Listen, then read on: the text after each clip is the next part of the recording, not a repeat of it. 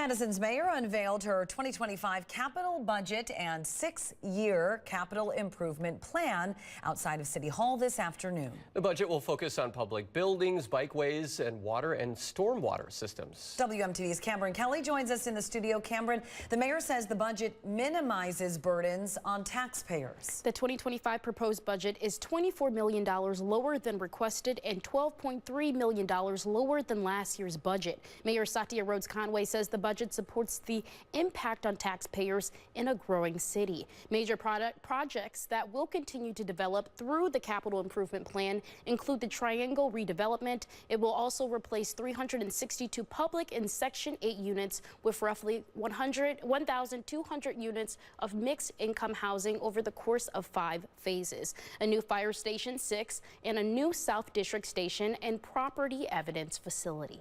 The money for capital projects is often funded by general obligation borrowing, by TIF dollars, by utility dollars, or by grants.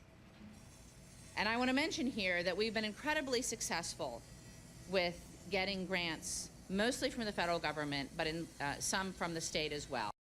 Tomorrow, the mayor will host a Zoom meeting for the public to ask her anything related to the city's budget. Next month, she will introduce the 2025 executive operating budget, and which focuses on services, staffing, and programs. Live in the studio, Cameron Kelly, WMTV 15 News.